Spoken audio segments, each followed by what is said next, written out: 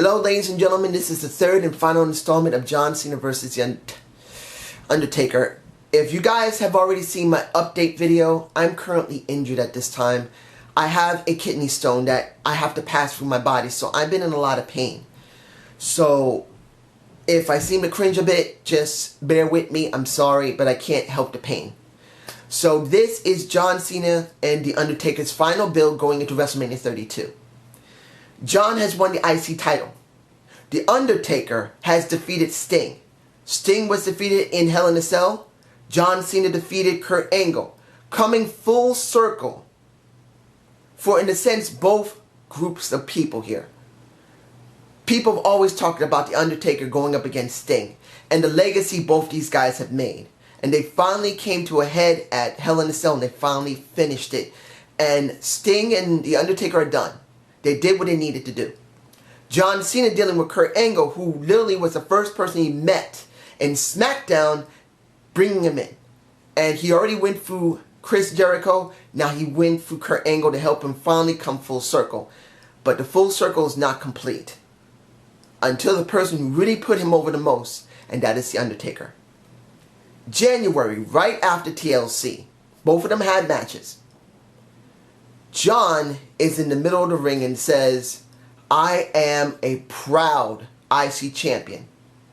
There's no one that's ever beaten me that could ever say that I haven't gained their respect. I've always gained the respect of every person I've gone up against. It's not one person that has never been respected by me or ever given me respect. And that can't click. And that is when The Undertaker comes down to the ring and gets nose to nose with John and says, hello, John. It's been a long time. Don't you remember me? When you were dealing with Kurt Angle? Who is the one that helped you to get the proper respect you deserve? Who is the one that helped you to understand that you could be more than what you are? That was me. I think the person you need to get the most respect from is not a Kurt Angle. It's not a Chris Jericho. It's not even Vince. It's me. And that reminds me, John, why have you been ducking me? And John says, what are you talking about? I've never ducked you. He says, yes, you have. I've been in every WrestleMania since 1990. I've gone up against everyone. In between WrestleMania. I haven't gone up against you. Why isn't that? Why have you been hiding from me? Why have you been so scared of me? And John legitimately gets upset. He says, I've never been scared of you. I've gone up against everyone. I've gone up against Batista. I've gone up against Triple H. I've gone up against the Great Khali. I've gone up against the Big Show. And he gets stopped right there and he says, they're nothing compared to me. It makes no difference how many people you've gone up against and won and lost. You still haven't faced me since 2006. It's been 10 freaking years.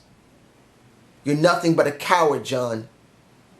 And the minute he said that, John Cena jumps on top of him and starts trying to punch him out. And the brawl just breaks out. I start the brawl immediately. It has to happen. Because this is a full circle for John Cena. 100%. The person that truly helped him to get over wasn't just Chris Jericho and it wasn't just Kurt Angle. If it wasn't for The Undertaker doing this segment in the back, and I remember that segment, I did see it, saying you need to approach Kurt Angle and show him you got a set. He said that on television, nationwide television, and he was right. Even though that was badass Undertaker, the American Badass, it was still a legitimate Undertaker put over. And that is the truth. So from now on, until they go to WrestleMania, these two are going to be brawling. Just like what happened with Sting and The Undertaker, John Cena and Undertaker has to happen in the same respect. They will not really have a match. They will have their own respective matches, and they will brawl periodically as they talk to each other. It's got to be done. But there will be a difference between Sting and John Cena. Sting won every single match that he went up to before he went to Hell in a Cell. The Undertaker won every match that he had going in Hell in a Cell. When it comes to John Cena, he will not have that. He will have a spotty win-loss situation from January until April. He will win and he will lose. He will lose his IC title and win it back twice in between the 3 months building up into WrestleMania 30. He will get not heelish, but he will get more and more frustrated that he's not winning every match that he's gone up against. He has lost clean more than half the matches that he's had. And in that respect, that makes him even more upset. It doesn't make him heelish or hateful. It just makes him kind of bitter. He's worked many, many years since 2002 all the way up into 2016. That is a long time for a person to be having a career. And most of the time in between 2002 to 2010, he was winning, hands down, not losing.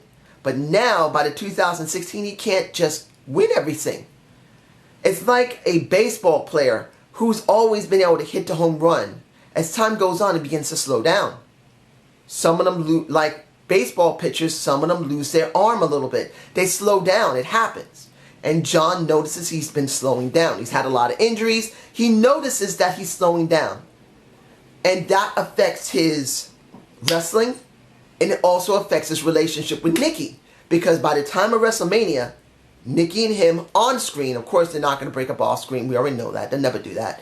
But on screen, John and Nikki break up. Mainly due to the fact of what happened to Daniel Bryan months before. Nikki had never felt right about what he did to her brother-in-law. Nikki's telling John, you need to do something about the situation between you and Daniel Bryan. They haven't talked much. He made it clear to Daniel that that was only business. He had to prove a point. He didn't hate Daniel. But he never said, I'm sorry to Daniel. He never said that we're still friends, even though they've still interacted behind the scenes, even on Total Divas. They've never done it on screen. And Daniel just doesn't say anything, but Brie and Nikki get very upset about it, and they both confront him and pretty much say at different times, you need to do something about Daniel. It's not fair. He deserves to be treated better. He's your friend. You haven't even talked to him 2 words since that match. You need to do something. So John says, leave me alone to Brie, and she backs off. Of course, she's not going to do anything. But Nikki does not back off. And by near WrestleMania 32, Nikki's telling him simply, you're my man. You hurt my brother-in-law. He's not complaining about it, but he's your friend and you've been avoiding him for months since that match. You may have told him, hey, this was business. I have no hatred for you after it was over. But you've not been his friend and he misses you. And John says, look, I'm done. If you say one more word, we're over. I need to focus on Taker. If you don't get this as a wrestler yourself, then leave me the hell alone. And she really takes offense to it, which she should. He's letting his slowing down in the ring, his frustration that he doesn't like it, and that he wants to cement his own legacy to interfere with his relationship with the woman that he supposedly loves. So in the end, she says, all right, you want me to leave you alone? I'll leave you alone. I'm done with you. Go off and do whatever you want. But don't expect to be with me after WrestleMania is over because I don't want you anymore. I can't deal with it. And she walks off. And in actuality, in the story, they don't ever go back together again. Ever. But this is perfectly set up for John Cena. John Cena is almost 40 years old. He has had multiple injuries, which is in this story that I'm producing. And he has won and lost. After 2010, he had a very spotty win-loss system. Not system, but more like a win and loss record. Sorry about that saying system. Oh, sorry, my back and side is hurting. But you get my point. John needs this to end the cycle that he's in. So when he goes to the Undertaker, it will make perfect sense. And I will incorporate this also into the Hall of Fame ceremony, because at this point, the last match the Undertaker will have will be John Cena, and he will he will go to the podium, he will get his Hall of Fame ring, and he will say to everyone, "I'm thankful what I've been given," and everybody will say, "Thank you, Taker." But he'll say, "I'm sorry, after WrestleMania, I am truly retiring. I've done everything I need to do. I want to be with my daughter. I want to be with my wife, Michelle. And I just want to live the rest of my life out as I want.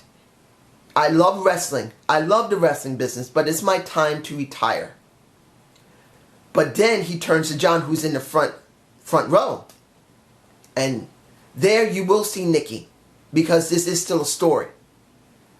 But he looks at John and he says, "Even though I'm retiring, does not mean I'm going to job. You better bring your best, boy, because if you don't, I am going to tombstone you into next week." And John looks at him and smiles and says, I know. And then that ends there. And the match itself in WrestleMania cannot be the second to last, because this is the Undertaker's last match. It doesn't make a difference who is the champ at the time. This will be the last match of the night. John Cena versus the Undertaker. Now, John will still do the story where he simply wants to cement his legacy. He knows himself that he's slowing down, that he can't really do what he used to because he's been getting injured too much. That now, at this moment in the story, he lost Nikki Bella, his girlfriend, probably fiancée. So when the match finally happens, John and the Undertaker do a decent match. I would say it would be like the 2006 Vengeance match that I saw that was in Denver, Colorado, where the Undertaker might have popped his lung because he was spitting up blood. In this respect, that's what I would do. I would set it up similar in that respect, that the Undertaker would get hurt and he'd be spitting up some blood. You have to make it so if John is truly going to win and cement his legacy and allow the Undertaker to actually retire with respect and lose his streak, the Undertaker has to be hurt in some fashion. It needs to be understood that the Undertaker has reached the end of his road. He's given everything. And in this respect, the Undertaker gets hurt. He hurts his side because the turnbuckle gets broken because of the force they were doing. And he hurts himself. And he's bleeding from the mouth. He's just spitting up blood. And John, after 30 minutes of the match, finally wins. Now, I know a lot of people are going to say, why are you going to make the Undertaker win? And I am going to say this. I probably will, if you guys want, I will book the Undertaker separately for his own booking. But if you don't want me to, the reason I'm doing this is for legacy. John has been in the business maybe 13 years. By then, 14. And with John Cena, he has been the next generation, and he himself has to pass on to someone else his legacy. He has to job to someone at WrestleMania properly. And eventually he will, in my storyline, that he would do a great build with somebody, and then when he retires, which will be about 5 or 6 years later, because he'll be nearing 20 years by then, he would give up his legacy to help build someone else. So I'm seeing it in the point of view that in wrestling, there are wrestlers who have been known to be okay, who are known to be good, great, or to the point like a Ric Flair, a Hulk Hogan, a Randy Savage. Oh my gosh, I shouldn't have did that. Oh man. A Randy Savage, a Cowboy Bob Orton. I know he isn't as high as them, but he's been done well. A Roddy Piper. A American Dream, Dusty Rhodes. Every last one of those people I mentioned aren't just legends. They have set the bar in their own prospective promotions in their own times. The Undertaker has done that. But he has to pass on his legacy. What he should have done with either John Cena in real life, the real storyline for The Undertaker in WrestleMania 30, or Bray Wyatt, who truly could have deserved that streak. I'm seeing it in respect that he has to pass his streak on and help build someone's legacy going for the next generation when he has to job out for someone else. But this is just my point of view. How about you? So I hope you like this booking of wrestler John Cena versus The Undertaker. Please give me a comment below. I'm sorry. The pain I feel in my back is kind of rough right now. And I'm hoping to do another booking of wrestler either today or tomorrow. This is being done January 16th. So I'm hoping I do another one today if I take a little rest right now. I'm going to make as many as I can because really, this is not easy trying to do video reviews, watching shows when you're in pain like this. I'm actually kind of pushing it right now. So if you guys want to say, hey, we're here for you, just leave me a nice comment or some inspiration or just some encouragement. I'm in a lot of pain and it's kind of freaking me out. I've been having anxiety attacks a little bit. You guys have a good day and have a good night.